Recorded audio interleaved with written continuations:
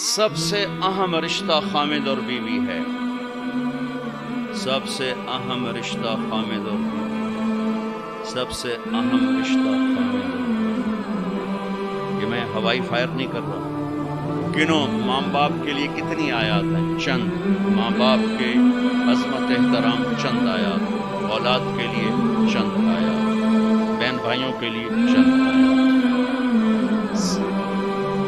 لیکن خامد اور بیوی کے لیے سینکڑوں آیات ہیں، پورا مضمون چلتا ہے، پوری سورت چلتی ہے کہ ایک گھر کیسے آباد ہو۔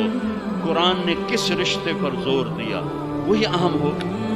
کتنا یہ رشتہ ذلیل ہو چکا ہے، کتنی بیویاں روزانہ مار کھاتی ہیں، کتنی بیویوں کو مارا جاتا ہے، گالیاں دی جاتی ہیں، ان کے ماں باپ کو گالیاں دی جاتی ہیں، ان کے بہن بھائیوں کو گالیاں، ساس سسر کتنی ننگی تلوار ہیں۔ تم سارے علماء مفتی بیٹھے ہو، کہیں ساس بہو کے رشتے کے کوئی حقوق آئیں؟ کہیں سسر اور بہو کے رشتے کے کوئی حقوق آئیں؟ لیکن میرا معاشرہ سارا حق ساس سسر کے آنے والی بہو پر ڈالتے ہیں۔ خامد تو بیچ میں شامل ہوا جائے، بچو پتہ نہیں کدو آ گیا، تو پھر چھانٹ سانو کرن دے جو کر۔ ایک عورت جب ماں ہوتی ہے تو روئیں سے محبت کے چشمے، جب ساس بنتی ہے تو روئیں سے زہر اگلنے لگ جاتی ہے۔ یہ کیا معاشرہ ہے؟ اس معاشرے نے کو ہم، یہ علماء کا قصور ہے کہ انہوں نے معاشرت نہیں سمجھائی۔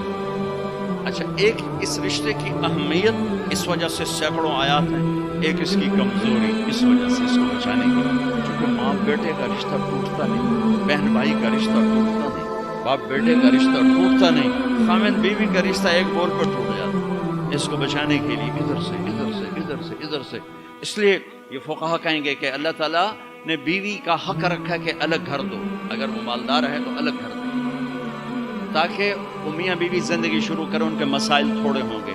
بیچ میں ساس بھی آ گئی، بیچ میں سسر بھی آ گیا، بیچ میں نند بھی آ گئی، دیور بھی آ گیا، بھابیاں بھی آ گئی، وہ دیکھیے ویسی چٹنی بن گئی پہلے دن۔ چند دن پہلے ہمارا ایک ساتھی ہم بتا رہا تھا جی، وہ صاحب جب بیوی کو مارتے تھے نا تو ساتھ ان کے ابا بھی آ جاتے، ان کی اماں بھی آ جاتی، ان کی بہن، ان کے بھائی، سارے مل کر بیوی کی پٹائی کرتے تھے۔ بڑا دیندار گھرانہ کہلاتا تھا علاقے کا۔ اگر وہ الگ گھر نہیں لے کے دے سکتا تو کرائے پر لے کر دے، اس کو الگ رکھے، اگر اس کا مطالبہ ہے، مطالبہ نہیں پھر تو ٹھیک۔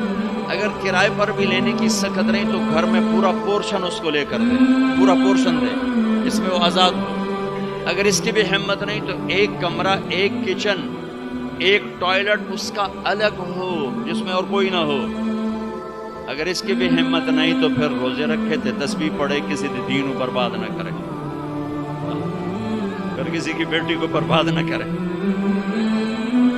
پھر اپنے روزے رکھے۔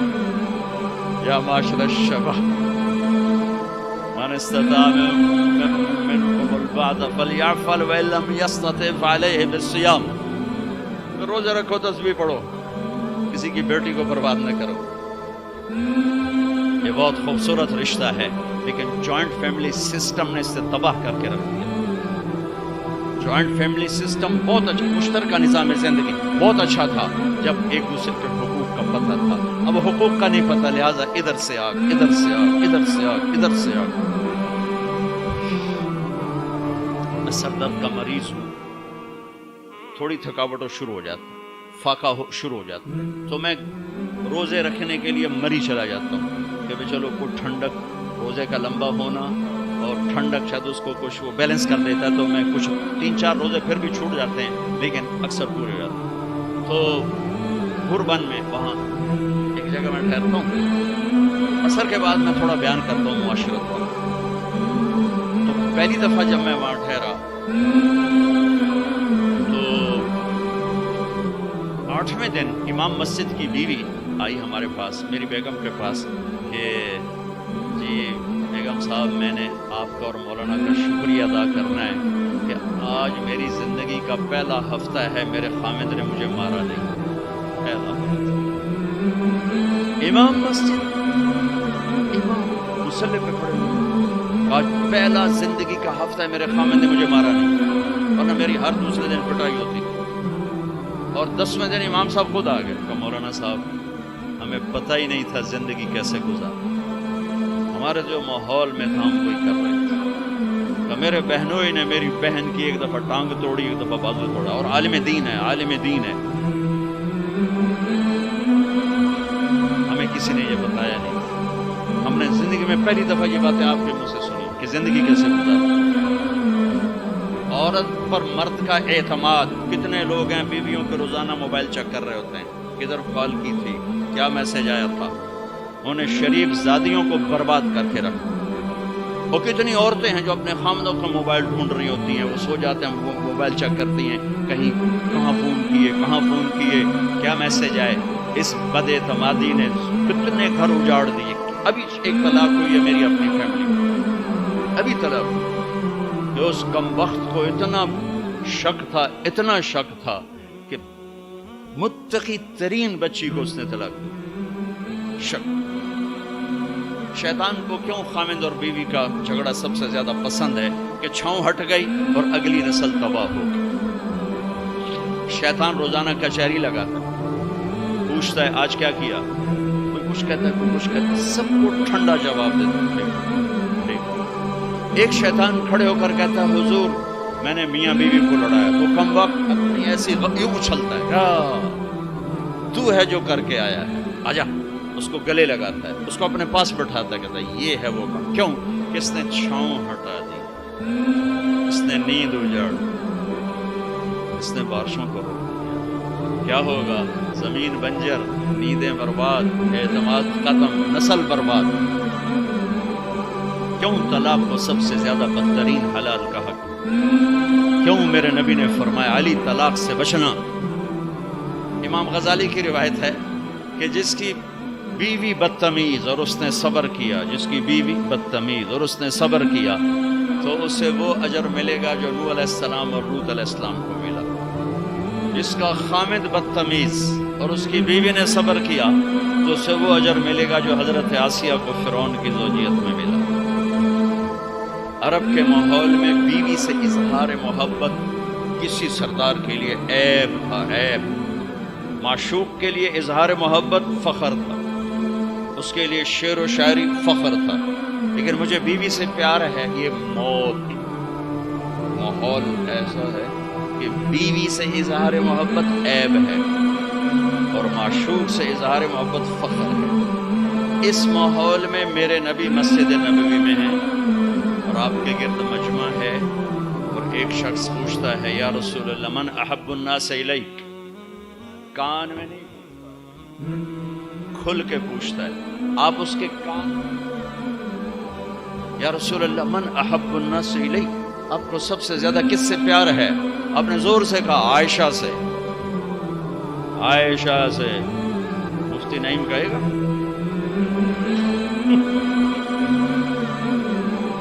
आपने कहा आयशा से, वो तो हिल गए। ये क्यों? उन्होंने सवाल बदला, या रसूल अल्लाह मेरा मतलब था मिनर रिजाल, मैं वो नहीं पूछ रहा, मैं पूछ रहा हूँ मर्दों में किससे प्यार है। तो मेरे नबी ने नबज देख ली कि उसको हजम नहीं हुआ, तो अब आपने कहना था अबू बकर, तो आपने कहा आयशा के अब्बा से। हाँ, अबू हाँ, मुझे पता है, मैं समझ गया हूँ तू क्या कहाँ से बोल रहा है। मुझे आयशा के अब्बा से प्यार है। ये हदीसें पढ़ाने की थी कि जब इस बच्चे की शादी होती उसे पता हो मुझे किसी की बेटी को लेके कैसे चलना है। मेरे नबी हजरत आयशा को लुक़मे बना के खिलाते। तो इजहार इश्क था, अल्लाह की कसम इजहार तालीम थी। सिखाया कि जिंदगी गुजारनी कैसे। उनको आटा गूंद के देते थे, चूंकि अभी शुरू में उनको आटा गूंदना नहीं आता था, तो आटा गूंद के देते थे। और अरब बड़ी बड़ी बोटियां पकाते थे, तो हजरत आयशा बोटी उठा के ऐसे नोचती और फिर रख देती। तो अल्लाह के नबी बोटी उठाकर जहाँ से हजरत आयशा ने नोचा होता था वहाँ से नोच के दिखा के खाते थे। मेरे रब की कसम इजहार ये हमें तालीम दी है कि जिंदगी कैसे गुजारे। फिर बड़े बड़े प्याले होते थे पानी पीने के, छोटे गिलास नहीं। छोटा गिलास तो बुखल की निशानी, अब तो और छोटे हो गए, कप को गिलास बना दिया। तो बड़े बड़े गिलास होते थे, तो हम आयशा रज़ी अल्लाह पानी पी रहे हैं, रख दिया। मेरे नबी उठाकर जहाँ हजरत आयशा के होंठ लगे होते थे वहाँ होंठ रख के पानी पीते थे। صرف تعلیم. جس ہستی نے اللہ کو آنکھوں سے دیکھ لیا ہو اس کو کسی چیز کی رغبت ہو سکتی ہے؟ جنت بھول جائے گی جب اللہ اپنا دیدار کرائیں گے، اب پردہ پوشی فرمائیں گے تو کہیں گے یا اللہ جنت نہیں چاہیے، تو چاہیے، بس تجھے دیکھتے رہیں، بیٹھے رہیں تصور جانا کیے ہوئے از لذت دیدارش خسرو چتما گفتن سر دادن جان دادن نہ دیدار یارے. امیر خسرو کہہ رہے ہیں کہ یا اللہ بن دیکھے تیرے لیے لوگ سولیوں پہ چڑھ گئے، آروں سے چر گئے، چھروں سے کٹ گئے. بن دیکھے تیرے عشق میں جب تجھے دیکھیں گے تو کیا حال ہوگا. از لذت دیدارش خسرو چتما گفتن سر دادن جان دادن نہ دیدار یار. تو جس ہستی نے اللہ کو دیکھا ہو ان کے لیے عورتوں کی کیا کیا کیا رغبت ہے. یہ صرف سکھان. ایک حدیث سنا دے، ما تزوجت وما زوجت الا بوحی من السماء نزل به جبریل. لوگوں میں نے جہاں شادی کی، میں نے جہاں بیٹھی تھی، پہلے آسمان سے وحی آئی، پھر میں نے قدم اٹھایا. اللہ کی قسم ہمیں سکھانے کے لیے.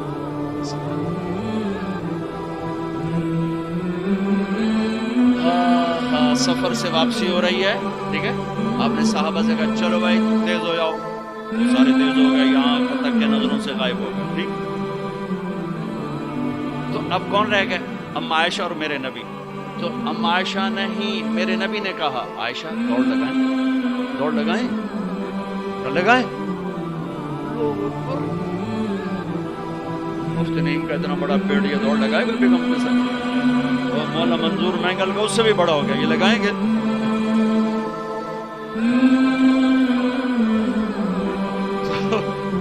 عائشہ دوڑ لگائیں، حجی لگائیں. تو حضرت عائشہ فرماتی میں آگے نکل گئی لیکن ابھی پیچھے رہے. پھر کچھ عرصہ گزر گیا، کئی سال گزر گئے، پھر ایک سفر سے واپسی ہو رہی. آپ نے کہا ہاں بھائی آگے جاؤ، تو سارے آگے جا گئے، اجل ہو گئے. آپ نے کہا عائشہ دوڑ لگائیں، کہیں لگائیں. تو کہا ان دنوں میں موٹی ہو گئی. تبدنت کا لفظ مجھے یاد ہے کہ میں موٹی ہو گئی تھی. تو جب دوڑ لگائی تو لیکن ابھی آگے نکل گئے. تو آپ نے کہا عائشہ ہذہ بتل کا تو میں برابر ہوں. اللہ کی قسم زندگی سمجھائیں. جہاد کا سفر سارا صحابہ کا قافلہ ہے، جنگ کا زمانہ ہے، دشمن چاروں طرف ہے، اور ہم اما عائشہ رضی اللہ عنہ اونٹ پہ بیٹھی اور ہاتھ لگایا تو ہار غائب. فرمایا میرا تو ہار کوئی نہیں، میں تو نہیں جاؤں گی، میرا ہار ڈھونڈو. تو میرے نبی نے نہیں فرمایا چل بیٹھ، اتنے لوگوں کو تو پریشان کر دیا. تو پتہ نہیں میں نے سبق پڑھانا تو میرے پیچھے پڑ گئے. طلبہ میرا انتظار کر رہے ہیں. آپ نے کہا بھائی عائشہ کا ہار ڈھونڈو. سب ڈھونڈنے میں لگ گئے. شام ہو گئی، سورج چھپ گیا اور ہار نہیں ملا، اور اس کے بعد تلاش بند ہو گئی. اندھیرے میں کہاں ملے گا؟ اب کیا ہوا؟ پانی رات کو عشاء میں ختم ہو گیا، فجر کی نماز کا وقت داخل ہونے والا ہو گیا اور پانی کوئی نہیں، تیمم کی آیات نہیں اتری. لوگوں نے ابو بکر کو تانے دینے شروع کیے، تیری بیٹی کی وجہ سے اب نماز کا کیا بنے گا. ابو بکر غصے میں آئے اما عائشہ کے خیمے میں. تو اللہ کے نبی گود میں سر رکھے سو رہے تھے. اب آپ تو باپ تھے، تو آ کر اب گود تو سکتے نہیں، اور چہرے سے دوری تیری وجہ سے ہی، اور یہاں پسلی میں ماری انگلی، زور سے انگلی ماری. تو کہتے میں ایسے سخت ہو گئی تاکہ میرا بدن حرکت نہ کرے کہ کہیں اللہ کے نبی اٹھ نہ جائیں. تو چہرے سے غصے کا اظہار کر کے تو اللہ نے آیات تیمم اتاری. اس موقع پر تیمم کی آیات پہلی دفعہ 8000 سال میں یہ ہونے لگا ہے. بھلا مٹی سے آدمی صاف ہوتا ہے اور گندا ہو جاتا ہے؟ اللہ کہا نہیں، فتیمم، چلو تیمم کرو. اب سارے صحابہ میں خوشی کی لہر، اور سعد بن عبادہ کہنے لگے اے آل ابو بکر، یہ پہلی تو نعمت نہیں ہے جو تمہارے گھرانے کے طفیل ہمیں ملی ہے، اس سے پہلے بھی بڑی نعمتیں تمہارے گھر کی طفیل ہمیں ملی ہیں. اللہ نے تیمم کی آیت اتار. میرے نبی نے قافلے کو نہیں چلایا، یہاں تک کہ حضرت عائشہ نے کہا اچھا یا رسول اللہ اب چلیں، ہار کو چھوڑیں. پھر میرے نبی چلے، اور جب اونٹنی کو اٹھایا تو ہار اس کے نیچے پڑا ہوا تھا. وہ سارا باہر ڈھونڈتے رہے، ہار نیچے چلا گیا تھا گر کر. یہ میرے نبی کی زندگی ہے. یہ مینگل صاحب سے کہتا ہوں پڑھائیں، مفتی نعیم سے کہتا ہوں یہ زندگی پڑھائیں. ان کی بیویاں ان کو دعائیں دیں، ان کے ماں باپ ان کو دعا دیں، ان کی اولاد ان کو دعا دے. وہ باپ نہیں ہے جس کو دیکھ کے بچے ڈر جائیں، وہ تھانے دار ہے، تھانے دار بیٹھا ہے. وہ استاد نہیں جس کو دیکھ کے شاگرد ڈر جائے، وہ تھانے دار ہے. وہ خامد نہیں ہے جس کو دیکھ کے بیوی سہم جائے، وہ تھانے دار ہے. خامد وہ ہے جس کو دیکھ کے بیوی خوش ہو، باپ وہ ہے جس کو دیکھ کے اولاد خوش ہو، استاد وہ ہے جس کو دیکھ کے شاگرد خوش ہو. اگر زندگی کو نکھارنا ہے، ضبط کرنا سیکھو، برداشت کرنا سیکھو، غصے کو پینا سیکھو. یغلبن الکریم ویغلبہن اللئیم. اللہ اکبر. میرے نبی نے فرمایا اخلاق والے پہ بیویاں غالب آ جاتی ہیں اور بد اخلاق بیویوں پہ غالب آ جاتے ہیں. لَأَنْ أَكُونَ مَغْلُوبًا كَرِيمًا أَحَبُّ إِلَيَّ مِنْ أَكُونَ غَالِبًا لَئِيمًا. میں اخلاق والا بن کے بیوی سے دب کے رہوں، یہ مجھے پسند ہے اس بات سے کہ میں بد اخلاق ہو کر، کمینہ ہو کر بیوی پہ غالب ہوں. لئیم بد اخلاقی کیا کہ جس کو ہم کمینہ کہتے ہیں.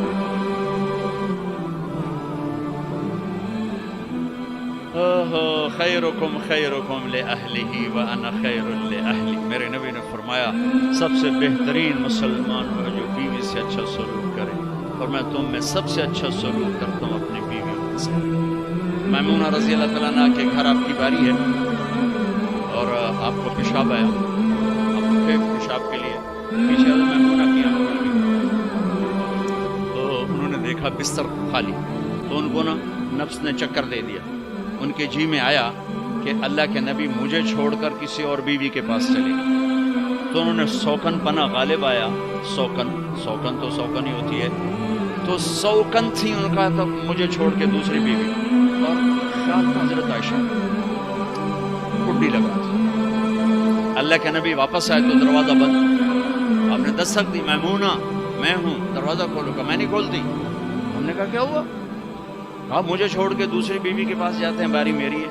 آپ نے کہا اللہ کی بندی انی حاقن، اور مجھے زور کا پیشاب لگا تھا، میں اس لیے گیا تھا. کہا نہیں کوئی پیشاب نہیں ہے، مجھے پتا ہے. ہم نے کہا میمونہ میں اللہ کا رسول ہوں، میں کبھی خیانت کر سکتا ہوں؟ پھر ان کو کرنٹ لگا، اوہ یہ میں نے کیا کیا؟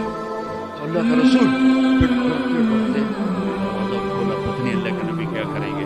آپ اندر آئے اور مسکرائے اور جا کر اپنی چارپائی پہ لیٹ.